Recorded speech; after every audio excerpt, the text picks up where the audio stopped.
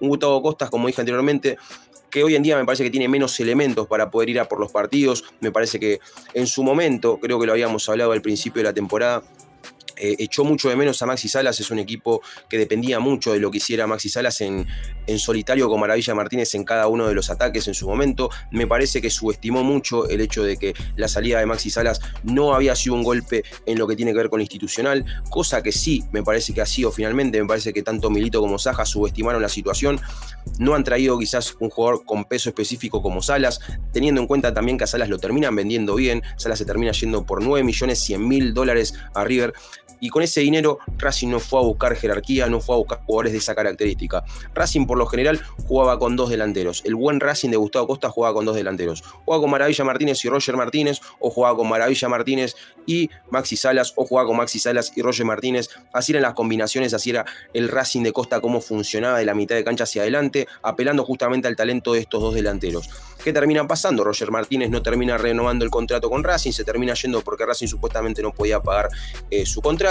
Terminan también decidiendo de que Maxi Salas finalmente se termine yendo, con un poco de presión del jugador por supuesto, pero no han podido suplantarlo de la manera que Costa se hubiese querido. Traen a Elías Torres, un jugador en formación si se quiere para un equipo grande, más allá de los 24 años que ya tiene, pero un jugador que es totalmente distinto en características con Maxi Salas.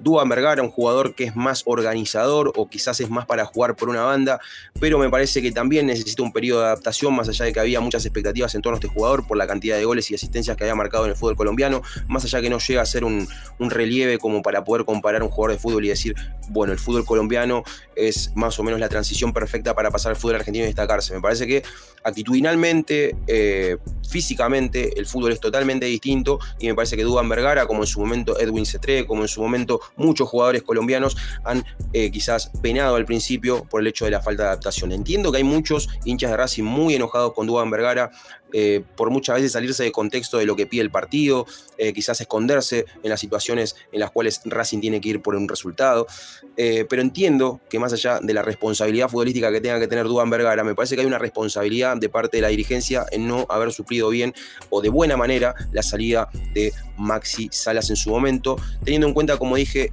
anteriormente, de que consiguió una muy buena cantidad de dinero como para poder ir por un buen delantero, quizás con esas mismas características que hoy en día no se, o digamos que en este momento no se vienen a la mente, pero también lo pudo haber encontrado en el extranjero, y lamentablemente el prototipo de jugador que fueron a buscar fueron otros. Racing nunca se destacó en los últimos años por jugar con tres delanteros. Los jugadores extremos de Racing, digamos, a lo largo de la historia en los últimos años no han sido buenos, quizás los casos de los extremos que han venido a Racing. Duván Vergara no viene rindiendo, Carbonero no rindió tampoco como se esperaba, como dije anteriormente, Ibargüen tampoco fue un jugador que se destacó mucho, Chancalay, que jugaba también como extremo, más allá de tener algunos buenos partidos, tampoco se destacó tanto. Cuando Racing puede encontrar quizás lo que se asemeja más a la comodidad que necesitaba Racing para conseguir esos resultados, jugaba con dos delanteros, como dije anteriormente. Me parece que terminan errando quizás en ese sentido. El único acierto que terminan encontrando en este mercado de pases ha sido la buena incorporación de Pardo. No podemos evaluar todavía el rendimiento de Marcos Rojo porque prácticamente no ha jugado. Como dije anteriormente, venía a suplir una ausencia o a complementarse quizás con esa dupla de ataque. Duván Vergara no estuvo todavía a las alturas que buscaba Racing encontrar dentro de suplir esa ausencia.